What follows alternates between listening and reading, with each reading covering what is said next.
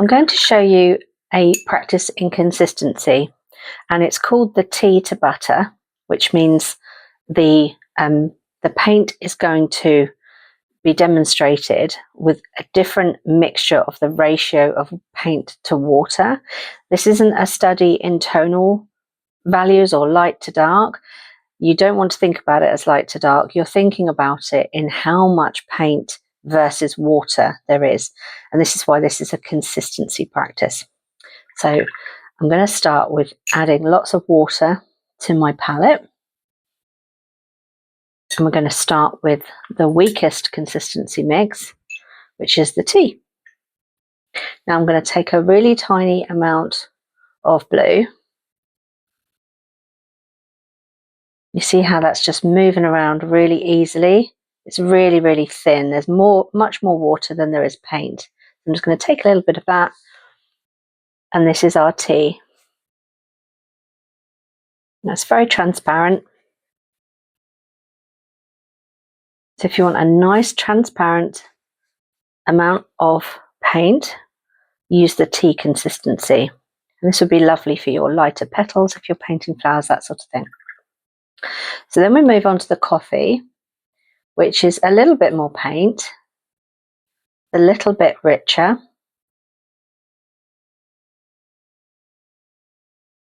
So it moves a little bit slower than the coffee did.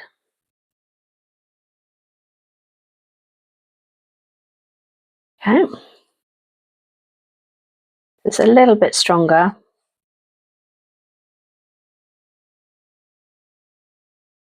But not by much. I would actually just add a little bit more in there for the coffee. There, so you've got a bit of a richer colour, but you can still see the paper through it. It's still quite transparent, but less so than the tea. Okay. Now we're going to look at the milk consistency and think about like whole milk, where it's quite rich. So we're adding a lot more paint to this. So it's moving a lot slower. We've still got quite a lot of water here, but it's moving a lot slower.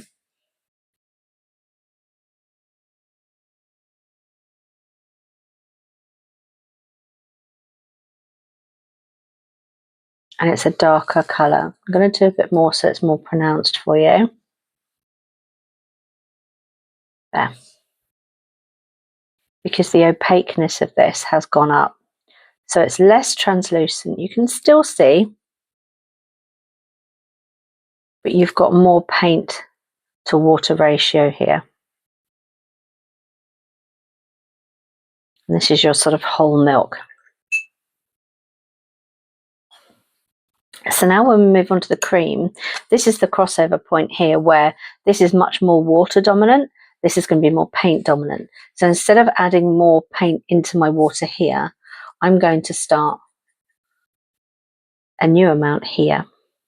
Now you see this is paint. I've hardly got any water on this.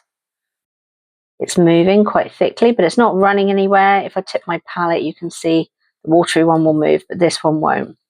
Now this is the heavy cream. And when I put this on, you're not seeing through to the paper anymore. So this is the tipping point of where it becomes much more opaque and it's a lot more dominant on the paint. And this is where you would have to move quicker. You see it's drying on me. You'd have to work quicker with this kind of consistency on your brush. And this is a very easy beginner mistake, is that they go in with this sort of heavy mix and they're not used to working quick enough with it to avoid hard lines and things. So the richer your mix, the quicker it's going to dry on you. Whereas this one, I had quite a bit of time and that's nice and smooth and even, whereas this one I'm kind of fighting not to get any hard lines through it. So for the final application, this is butter. And it's quite hard to mix up because you don't want hardly any water. So you just have to, I'll show you what I'm doing here. I'm working at this with hardly any water on my brush until I'm just really loaded up with really heavy paint. And then what I want. I've got too much water still.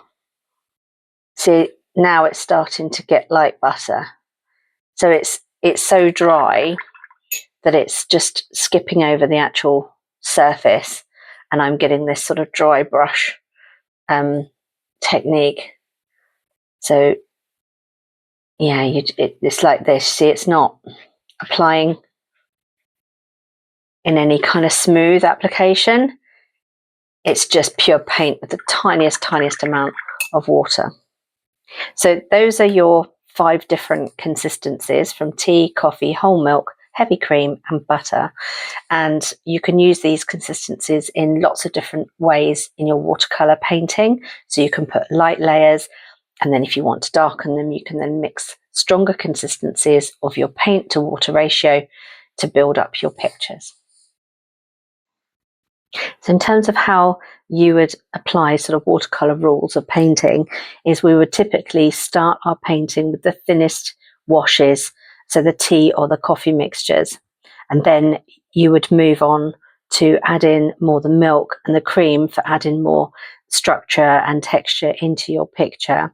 And then the very final stages would be to use things like butter, where you're adding those very tiny, more defined little touches to finish your painting off. And that's the way that you typically paint with watercolours. Start with the lightest areas and then you build it up in strength. So what I've done here is I've just made some notes in my book here. And if you wanted to have a practice of this yourself, use some scrap watercolour paper or work in a journal like I am here.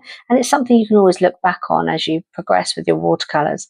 But it's one of the most crucial things to understand to be successful in watercolour, is to understand the consistency of the paint that you're using.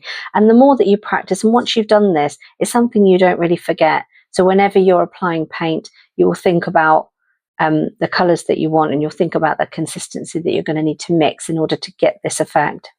So just to recap, your tea and your coffee, these are the first the first washes of a picture, and these are your early stages. Then you would move on to your middle values, and use these to wash, to define shapes and the form within your picture. And then finally, you would look for heavy cream to maybe butter for those final details, to put in the darker areas and shadows to get your depth and your contrast in your picture. Also for adding texture, if you're doing landscapes, you might want some dry brush technique with some sort of heavy consistency, and also to draw attention to some focal points. So have a practice, and the more that you do this, the easier it will become. I hope this has been helpful. Thank you for painting with me, and I'll see you in another tutorial.